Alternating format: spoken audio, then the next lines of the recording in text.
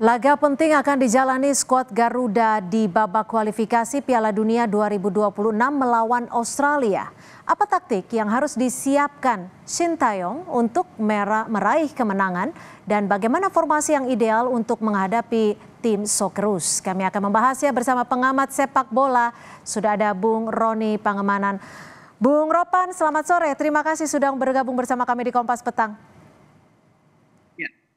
Ya, Bung Ropan ini. Selamat sore, Cynthia. Ya, selamat sore, Bung Ropan. Formasi ideal untuk skuad Garuda untuk menghadapi Socceroos Australia seperti apa nih, Bung?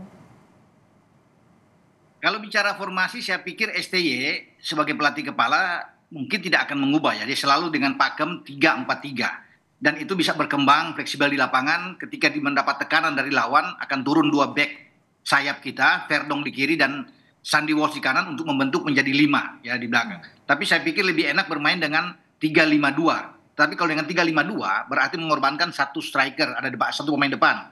Entah Witan ataupun siapa, kita harus kasih kuat di gelandang. Ya, kekuatan kita ada di situ. Jadi mainkan bersamaan seperti kemarin lawan Arab Saudi.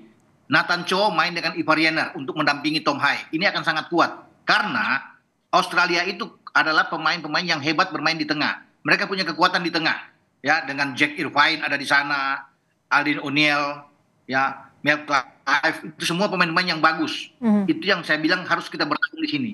Kita lumpuhkan lini tengah mereka, gitu, Cynthia. Bung Ropan, lalu menurut Anda artinya permainannya akan sama nih saat melawan Arab Saudi kemarin, atau akan berubah mekanismenya, atau susunannya, atau karena ada penyerang Australia yang kena kartu merah?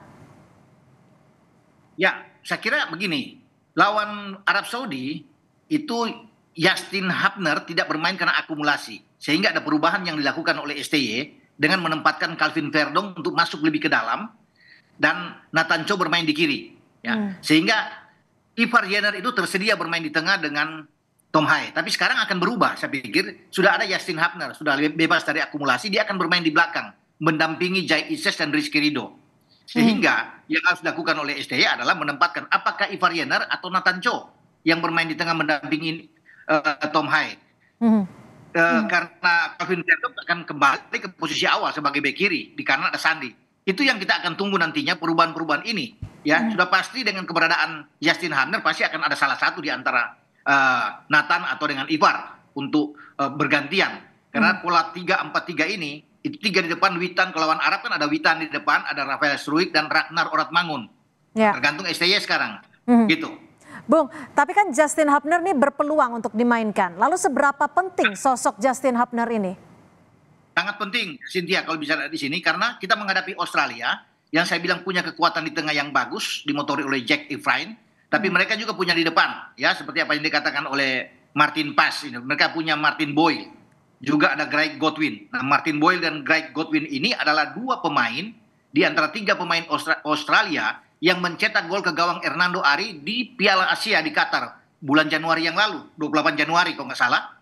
Kita kalah 4-0 di sana dan satu pemain lagi mereka adalah Harry Souter, tapi pemain belakang. Nah, yang berbahaya kan yang saya bilang tadi depan, Martin Boyle dan